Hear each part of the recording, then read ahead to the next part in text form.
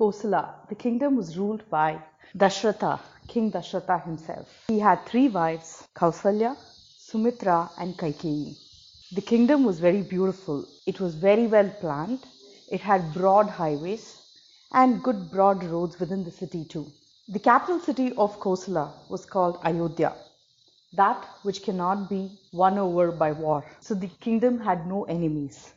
People were very happy. They were content. They were happy doing their work. Everybody did their work as worship. People were very dedicated to the kings.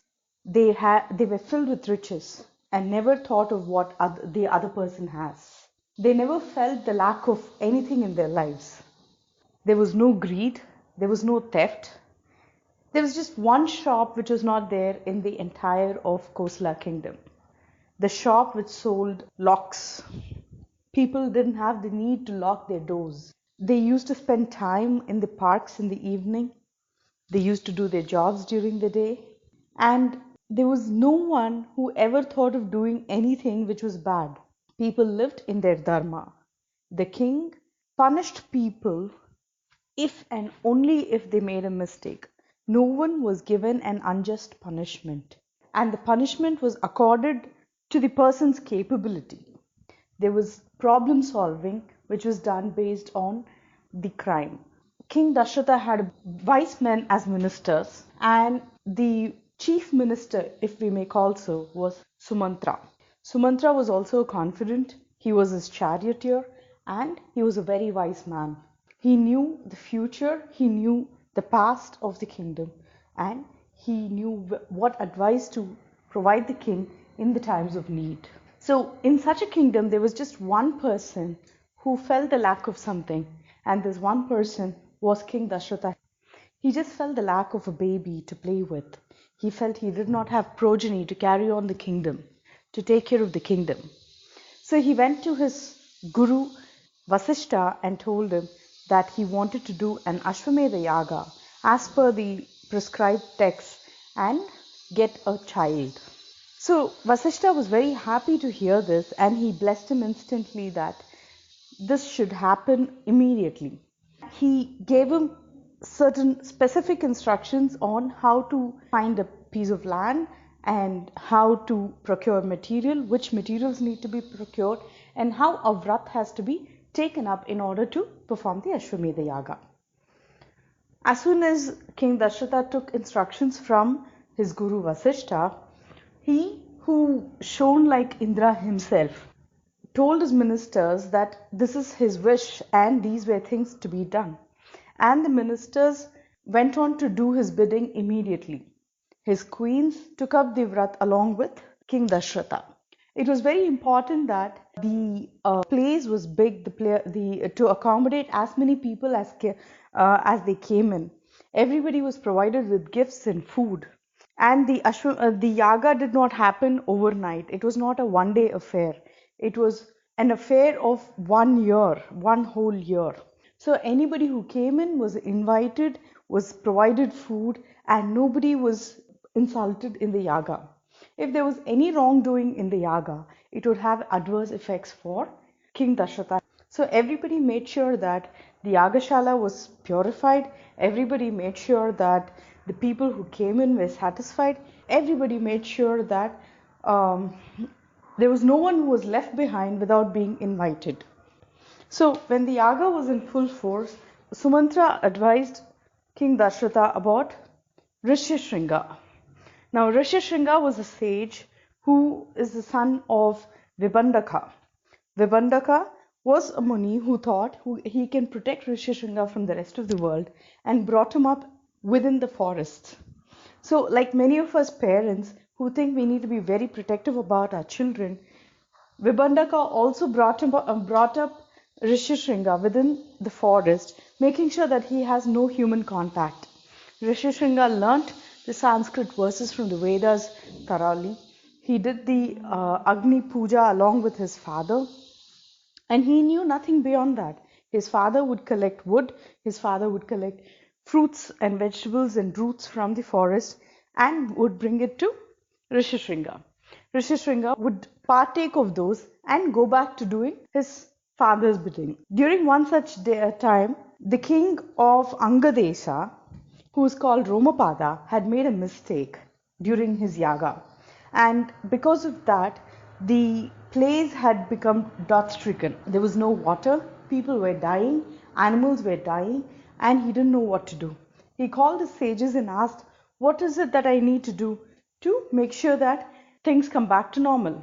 The sages said, "You need to bring sage Rishishringa into your kingdom, and that will sort things for you. He will bring rain when he walks into your kingdom."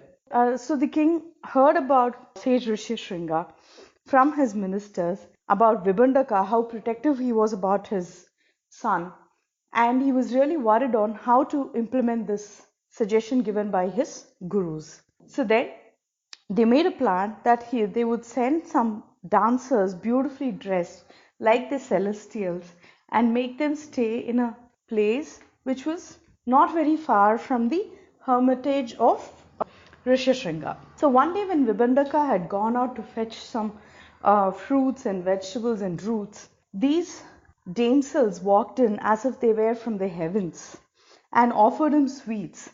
Poor Rishishringa thought these were fruits from the heavens, and that's why they tasted so sweet.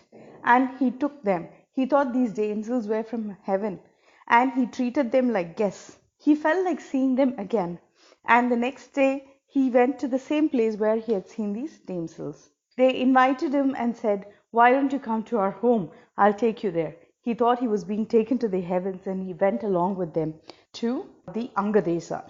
The moment he set his foot inside the Angadesa, there was rain. There was rain that just poured non-stop. People were happy that they had water to drink, they could live, and the place flourished. The next thing that the king did was he got sage Rishishringa married to his daughter Shanta. He did not want Rishishringa to leave the kingdom, and therefore he got him married to his daughter Shanta. Sage Vibhandaka came back and he was looking around for Rishishringa. Because of his tapas, he got to know that Rishishringa has come into Angadesa. So while he was coming into Angadesa, all the farmers, people who were in the kingdom, went and prostrated before him, one after the other, saying, "Thank you so much for sending Rishishringa here. It is because of him that we are all alive today. Look at my cattle, they were all dying. They are alive today because of your son. Look at my farm, how green it is today. It is because of your son. All my crops were dying. Oh, I was about to die because of thirst, and thank God for your son that he came here and we are all alive today." When all the people started praising his son, his temperament started cooling down. This was one of the king's strategy for handling the angry sage. So when he came and when he walked in and he entered the palace, he asked sage Rishishringa and his daughter Shanta to get dressed like the newlyweds and go and prostrate at the feet of sage Vibhandaka. So the king, when the king asked them to do that and they went and fell at the feet, he had to bless them with auspiciousness. So when that happened, the king Romapada stood behind them and he asked him for forgiveness. He said, "The state of my kingdom required me to do something like this. I'm sorry for what I did, but I couldn't do anything else to save my people." Thinking of the larger good, sage Vibhandaka did not get angry. He let go of his anger and he blessed the couple and the kingdom. He just said one thing to sage Rishishringa, or his son. He told his son, "Remember, whatever happened today, whatever good has happened today is because of your tapas. Do not let go of your tapas for anything. All material pleasures can remain. Your tapas has to go on." With that advice, sage Vibhandaka left the kingdom. So, having said this story, Sumantra said such a rishi should come in and do the yaga for the progeny. So he was invited and he headed the Putrakameshti yaga.